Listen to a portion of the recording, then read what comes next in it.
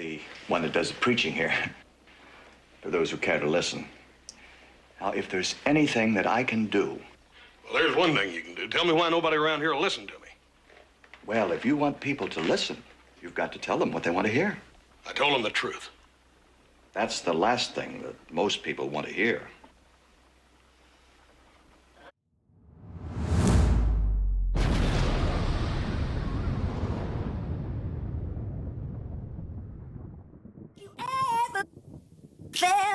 Are you listening?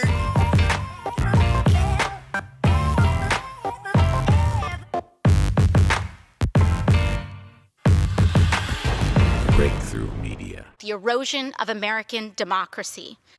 And when your son looks at you and says, Mama, look, you won, bullies don't win. And I said, baby, they don't, because we're going to go in there, we're going to impeach them.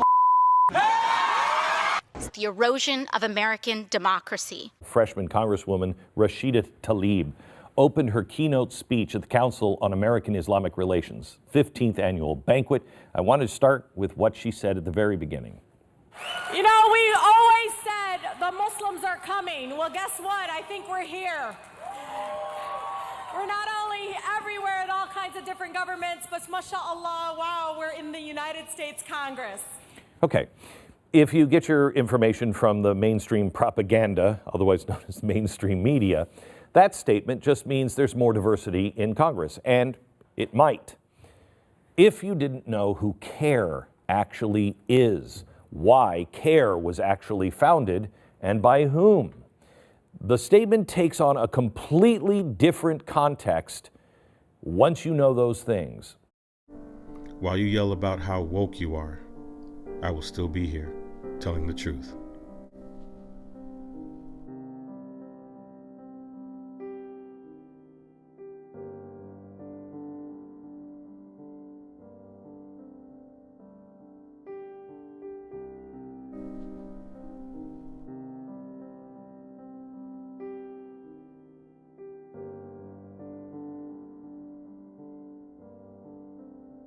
The erosion of American democracy. At the very least, you'd think someone, New York Times, Washington Post, would be all over this.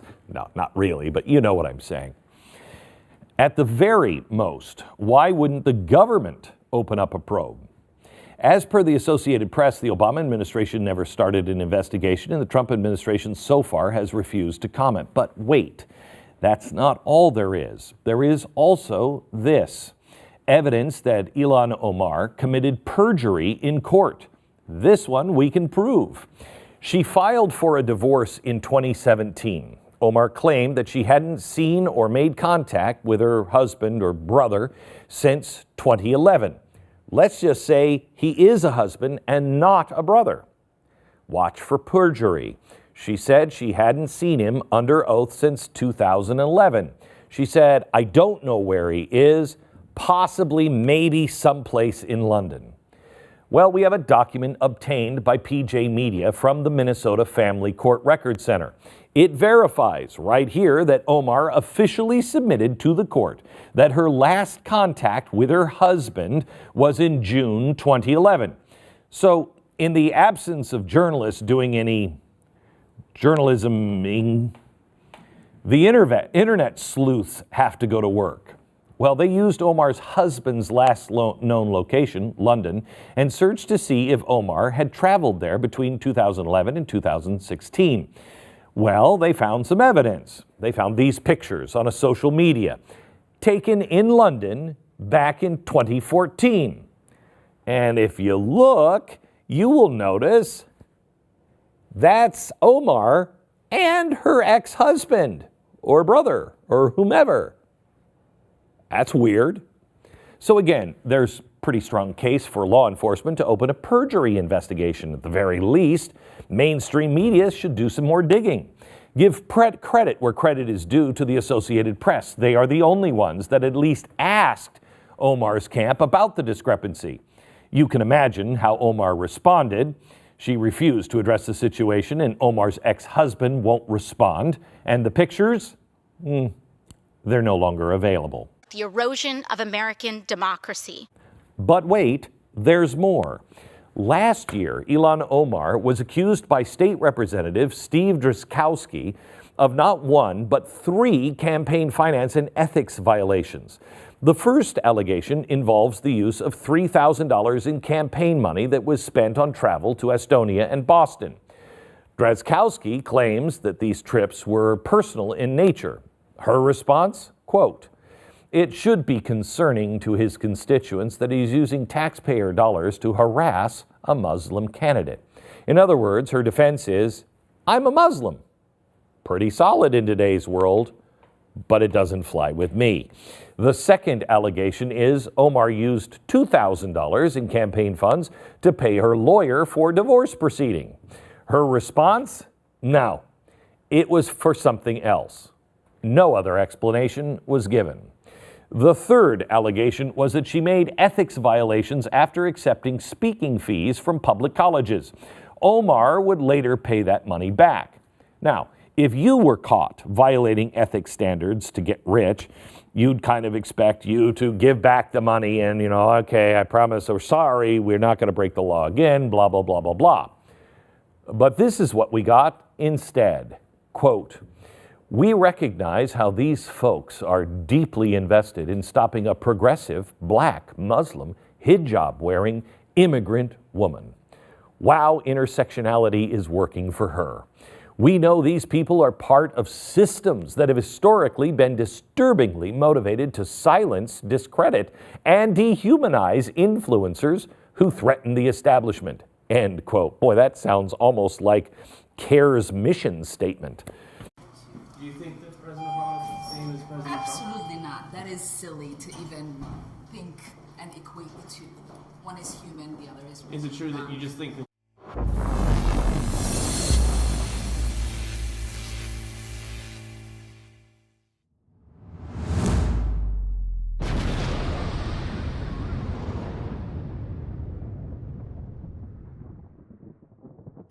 So let me get this straight. She and her family flee war-torn Somalia, where 500,000 are killed during a civil war, then sent to a refugee camp in Kenya for 4 years. They are then resettled by our government in Virginia to enjoy the cornucopia of rights, privileges, and benefits the United States offers. The she is Congresswoman Ilhan Omar, who represents Minnesota's 5th Congressional District in Congress only about 2 months. But she's gotten attention far beyond Washington for her anti-Semitism. But as early as 2012, she tweeted, quote, "Israel has hypnotized the world. May Allah awaken the people and help them see the evil doings of Israel." Now, after an uproar in her home state, she apologized, pledging to learn more about anti-Semitism. Apparently, she did not. Once in Congress, she continued with her hate-filled anti-Semitic, anti-Israel tropes. First, in defending the BDS, or Boycott, Divest, and Sanction movement, calling for the boycott of events in Israel, and even for the eradication of Israel because of their so-called oppression of Palestine. Shortly thereafter, she tweets, "It's all about the Benjamins, baby." The Benjamins, of course, a clear reference to the $100 bill. Shortly after that, she continues her hate-filled rants, accusing another Democrat congresswoman of having a dual loyalty, pledging allegiance to Israel. She is clever, though, responding with, quote, "I am told I am anti-American if I am not pro-Israel," close quote. The House knew it had to take action. And after a week of chaos on the part of House members trying to figure out if Omar should be reprimanded, identified by name, as well as removed from the powerful Foreign Relations Committee, Speaker Pelosi comes out with a watered-down, dumb, disappointing resolution that neither condemns Omar nor mentions her name. A simple, "we shouldn't hate each other." I don't think our colleague is anti-Semitic. I think she has a different experience in the use of words, doesn't understand that some of them are fraught with meaning that she didn't realize. Nancy, she speaks perfect English. She graduated from a college in the United States. You say she doesn't understand the words? Are you saying she's stupid? That she doesn't understand? Then what the hell is she doing on the prestigious Foreign Relations Committee? She speaks fluently, using tropes which are figurative and metaphorical, understanding that those words create powerful images and verbal ironies. She is far from stupid. She is clear and pointed in her hatred. Her comments only critical of Jews and Israel, not Italy, not Morocco, not North Korea, Israel. Now, the fact that you didn't have the backbone, grit, or gumption to draft a resolution that included her name tells me you're the stupid one, and if you don't understand, let me explain. Omar got you and all your pals to draft a watered-down resolution with a message we all learned in first grade. Don't hate anybody. Really? That took you bozos a week in the House? And yet you were so quick to admonish a white male Republican congressman accused of hate and strip him of his committee assignments? She then goes on to accuse respected members of Congress who support Israel, our strongest ally in the Middle East, of dual loyalty. What she's doing, Nancy, is starting a movement to shut down pro-Israel speech, making it politically incorrect. So when she comes up with her pro-Palestinian agenda, the pro-Israels are reticent to speak, because she's already proven that the Dems will not punish her. And talk about chutzpah, she takes a victory lap and in an unrepentant and unchastised tweet takes credit by saying, quote, "Our nation is having a difficult conversation, but we believe this is great progress." But she continues her disdain and contempt for Israel, America's chief ally, ignoring how Israel has assisted us advancing our interests in the Middle East, preventing victories by radical nationalist movements, as well as assisting us in intelligence gathering. She then goes on to slam Barack Obama, saying he's just another pretty face who got away with murder, caging kids and droning people in the Middle East. But she adds he is a bit more polished. My question, why the disdain for the government of the country that saved you and your family after you lived in a tent in Kenya for 4 years? Why the scorn? And as the Democrats scramble to forgive, rationalize, and give a pass to a freshman in Congress, the joke is on you, Nancy. You've appeased rising anti-Semitism inside the Democrat Party. Let me say that again. You and the whole gang running for president in the Democratic primary in 2020 have appeased the rise of anti-Semitism in the Democrat Party. The sad part is that all this is contrary to the tenets of your party, which is so receptive to the LGBTQ community, illegal immigrants, refugees, and on and on. This is not who your party is. Your party is not anti-Israel. She is. Think about this. She's not getting this anti-Israel sentiment doctrine from the Democrat Party. So if it's not rooted in the party, where is she getting it from? Think about it. Omar wears a hijab, which according to the Quran 33:59 tells women to cover so they won't get molested. Is her adherence to this Islamic doctrine indicative of her adherence to Sharia law, which in itself is antithetical to the United States Constitution?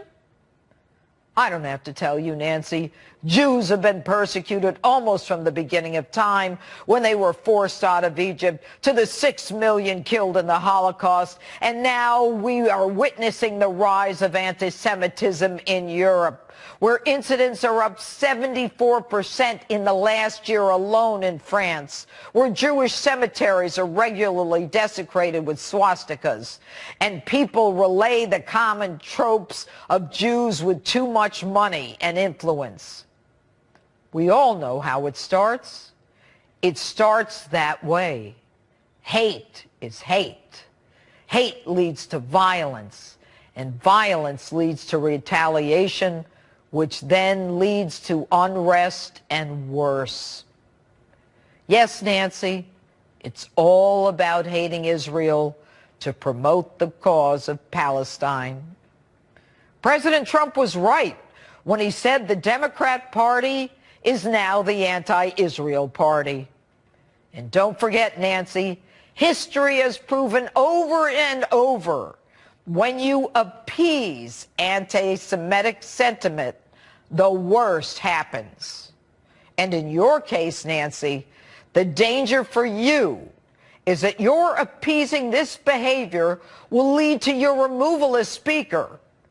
And the Democrats, now controlled by socialists and anti-Semites, will lose the presidency in 2020. One very profoundly once said many years ago that if fascism ever comes to America, it'll come in the name of liberalism. He goes to jail. He goes to jail. Lock him up. The erosion of American democracy. The erosion of American democracy. And the subversion of our most basic governmental norms. Are you listening?